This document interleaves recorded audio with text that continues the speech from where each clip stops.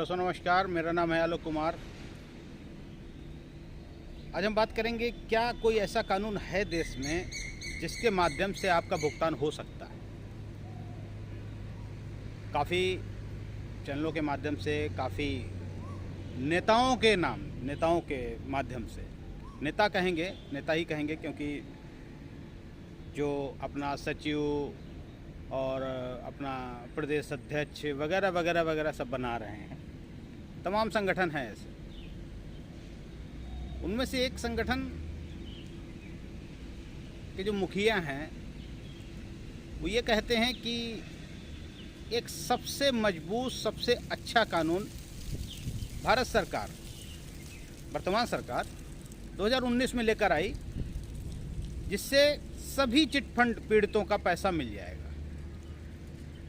और विगत कई वर्षों से उस पर वो काम कर रहे हैं और अभिकर्ता के माध्यम से या निवेशक ने स्वयं संगठन के कहने पर आवेदन किए।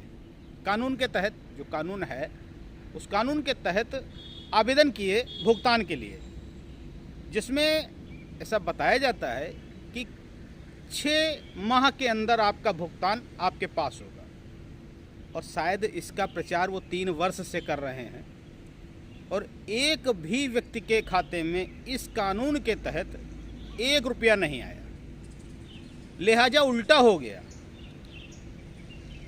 इस कानून से भुगतान तो नहीं हो रहा और ना हुआ है और ना होगा, कभी नहीं होगा इस कानून से भुगतान, क्योंकि ये कानून जो है भुगतान के लिए बना ही नहीं था। ये कानून तो किसी दूसरी पार्टी के लीडरों को फंसाने के लिए बना था। और इसके बाद किसी का पैसा नहीं मिला और आवेदन आपने कर दिए। अब आवेदन करने से अब उनकी जांच शुरू हो गई और जांच शुरू होने में ज़्यादातर, आपने हमारे चैनल पे भी देखा होगा, हमने बताया है, ज़्यादातर अभिकर्ताओं को ही टारगेट किया जा रहा है। जिन अभिकर्ताओं ने अपने निवेशकों को साथ में जोड़कर उनका आवेदन कराया, उनको समझाया इस कानून के तहत 6 माह के अंदर आपका पैसा मिल जाएगा। देखिए, कानून में बुराई नहीं है, लेकिन अनुपालना सुनिश्चित कौन करेगा? 3 वर्ष से केवल अनुपालना सुनिश्चित कराई जा रही है कि हमने कानून लागू कर दिया है, पूरे देश में प्रत्येक राज्य में लागू हो गया है, लेकिन अनुपालना सुनिश्चित नहीं हो रही। तो भैया, अनुपालना सुनिश्चित करना हमारा काम है? किसका काम है? अनुपालना सुनिश्चित करना किसका काम है? जब कानून बना हुआ है, केंद्र सरकार का कानून है, प्रत्येक राज्य उसको लागू कर चुका है, तो अनुपालना कौन सुनिश्चित कराएगा? हम कराएंगे या आप कराएंगे? कौन कराएगा? तो तथाकथित लोग अनुपालना सुनिश्चित कराने के नाम पर करोड़ों का चंदा डकार गए, करोड़ों का पैसा डकार गए और आज भी इस प्रकार के वक्तव्य देते हैं कि अब जल्द हो जाएगा भुगतान, इसी से मिलेगा पैसा, भुगतान की रास्ता समझें, ये तरीका अपना लें, आपका पैसा मिल जाएगा, वगैरह वगैरह तमाम प्रकार के। और जब आप उसको खोलो, देखो, तो सब हवा हवाई, सिंगल 1 रुपये का भुगतान नहीं हुआ। आपको हाल का केस बताता हूँ। इससे पहले हमने आपको बरेली का केस बताया था, इससे पहले आपको यूपी में बहुत सारे ऐसे केसेज आए हैं जिनमें कि एक संगठन के मुखिया के द्वारा डायरेक्ट प्रशासन को फ़ोन कॉल के द्वारा समझाया गया, तब जाके कहीं उस कार्यकर्ता को प्रशासन ने छोड़ा। नहीं तो प्रशासन तो इस कदर उतारू हो गया है इन आवेदनों के तहत, इन आवेदनों पे जो इंक्वायरी हो रही है उसके तहत वो मान रहा है प्रथम जो दोषी है वो अभिकर्ता है, जबकि ये दोष कंपनी ने किया है। ये कार्रवाई कंपनी के खिलाफ होनी चाहिए, लेकिन प्रशासन जो करता है वो इसलिए क्योंकि अभी तक अनुपालना सुनिश्चित नहीं हो पाई। राज्य सरकार अपनी नियमावली बनाकर केंद्र को भेजती है, केंद्र उसको मंजूरी नहीं करती है। केंद्र के नियमावली पर जो है उस पर प्रदेश सरकार काम नहीं कर रही है। तो जब राज्य सरकार के पास ये अधिकार है कि वो अपनी नियमावली बनाए और उसको लागू करवाए, तो केंद्र उसको परमिशन नहीं देता है। तो इन पूरी उधेड़बुन में फंस कौन रहा है? केवल कार्यकर्ता। और अमेठी का हाल का केस आ रहा है, अपर जिला मजिस्ट्रेट ने अभिकर्ता को नोटिस भेज दिया है अब उसका जेल जाना तय है।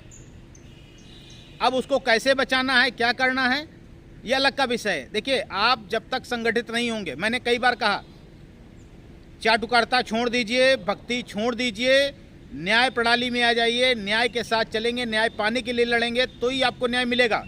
नहीं तो सच में यही है, जो चिटफंड का मामला है, ये कहीं ना कहीं जब प्रशासन इसकी इंक्वायरी करता है तो पैसा लेन देनी का मैटर आता है, और लेन देनी में 420 होता है।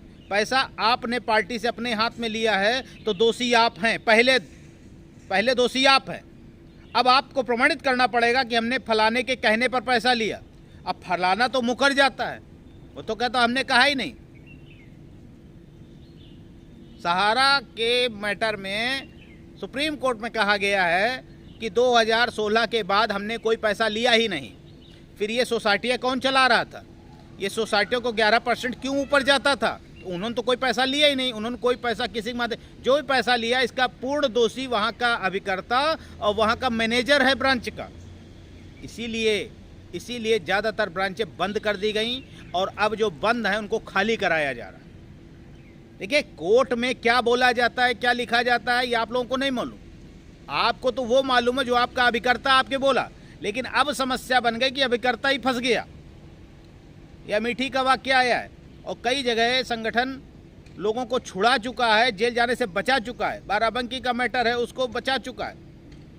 तो यदि आपके साथ ऐसा कुछ हो रहा है तो एक बार हमें कमेंट्स करके ज़रूर बताइए। लेकिन हम फिर उन लोगों को सलाह देंगे जो निवेशक हैं कि अभिकर्ता ही वो माध्यम है जो आपका पैसा दिलाने में मदद कर सकता है। तो इसके लिए अभिकर्ता को दोषी न बनाएं, लेकिन प्रशासन जो इंक्वायरी कर रहा है वो सीधे सीधे अभिकर्ता को ही दोषी मान रहा है। तो इसलिए अभिकर्ताओं को भी एक होना पड़ेगा। हम अभिकर्ता और जमाकर्ता दोनों के लिए लड़ाई लड़ रहे हैं।